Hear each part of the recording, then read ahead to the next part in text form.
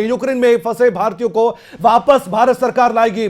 भारत सरकार फ्लाइट का सारा खर्च उठाएगी। एक बड़ी खबर, और आखिरकार खबर का असर भी होता हुआ सूत्रों के वाले से बड़ी खबर हम कह रहे हैं, आपको ये बता रहे हैं, सूत्रों के वाले से बड़ी खबर।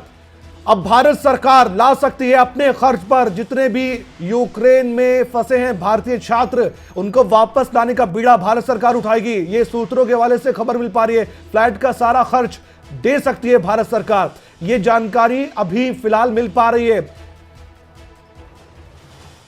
सूत्रों के वाले से हम बता रहे हैं आपको ये बड़ी खबर, क्योंकि लगातार जो छात्रों के परिजन है वो भी ये कह रहे थे कि फ्लाइट का खर्चा बहुत महंगा है, और इससे पहले भी जब समय था और बच्चे आना चाहते थे, छात्र आना चाहते थे, फ्लाइट का जो खर्चा था, जो फ्लाइट की टिकट बहुत महंगी थी, उसको देखते हुए वो सोच रहे थे कि शायद ये सस्ती हो, इसलिए कई छात्र तो आ भी नहीं पा रहे थे। अगर ये वाकई में सरकार करती है तो ये काबिल तारीफ होगा।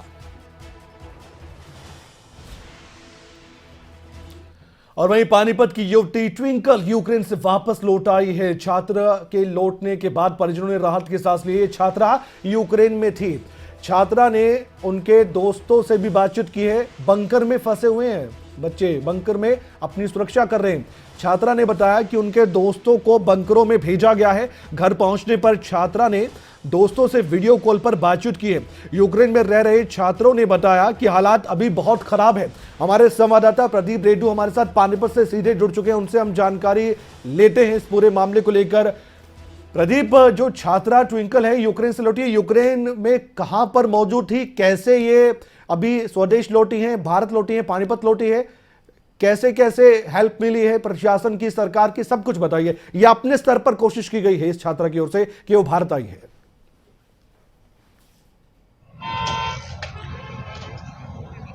देखिए कमल, मैं सबसे पहले बताना चाहूँगा, जो छात्रा है ये संभालका के गांव बिहोली की रहने वाली है, जो एमबीबीएस की पढ़ाई यूक्रेन की कीवी सेंटर के नज़दीक एक छोटा सा सिटी है, वहाँ पर यूनिवर्सिटी में कर रही थी।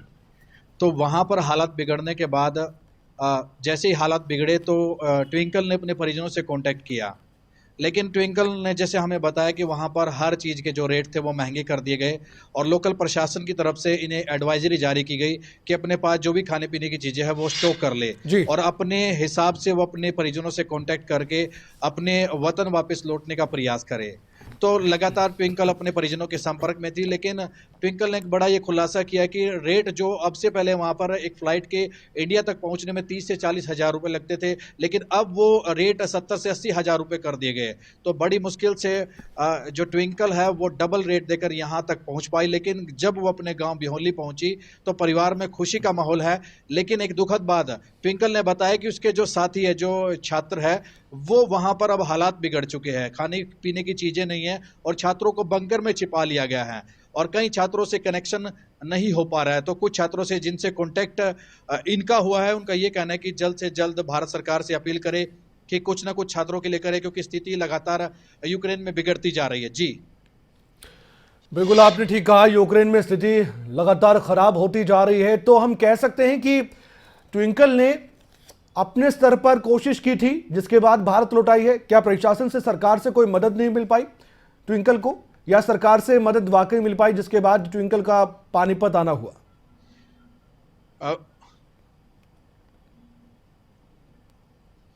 कमल, देखिए अब तक हमने जितने भी लोगों से बातचीत की है, वो कल भी हमने कुछ लोगों को सर्च किया था, जिनको हम खबरें अभी तक पर लेकर आए थे, उन तमाम लोगों ने की बात कही है कि वहाँ का प्रशासन, लोकल प्रशासन हो, सरकार हो, वो किसी प्रकार की मदद करने को तैयार नहीं है।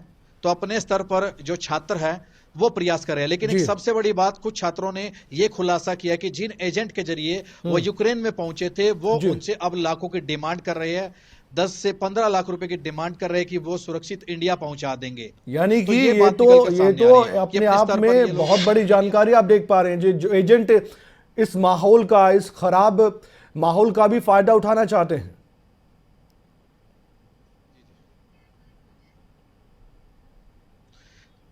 बिल्कुल, देखिए जो छात्र पहुंचे हैं उनका ये कहना है कि एजेंट अब लगातार जो छात्र वहां पर फंसे हैं उनके परिजनों से कांटेक्ट कर रहे हैं, और लाखों रुपए में राशि मांगी जा रही है।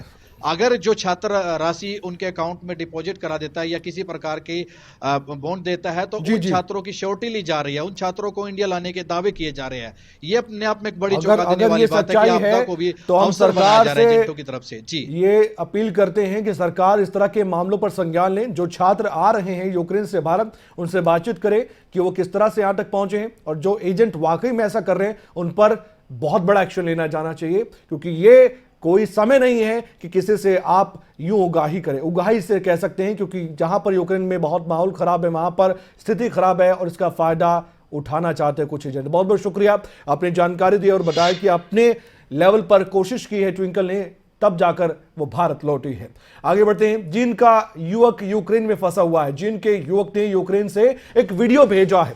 यूक्रेन में मेट्रो स्टेशन पर छात्रों ने शेल्टर लिया है, यानी कि उस शेल्टर के नीचे बैठे हैं छात्र, और चीन में फंसे युवक अजय के परिजन बहुत चिंतित हैं। ऐसी हालत में देखकर कोई भी परिजन चिंता में आ जाएगा, बहुत परेशान हो जाएगा। जो तस्वीरें हम आपको दिखाने जा रहे हैं, आप उन तस्वीरों को देखेंगे तो आपको अंदाजा होगा कि किस हालत में हमारे अपने हैं, हमारे भारतीय छात्र हैं, हरियाणा के बेटे हैं, हरियाणा की बेटियां हैं। और ये देखिए आप दुख इन परिजनों का, जो सरकार से गुहार लगा रहे हैं। इनको बस अब अपने बेटे देखने, अपनी बेटी देखनी है कि वापस सकुशल भारत अपनी सरजमी पर वापस आ जाए।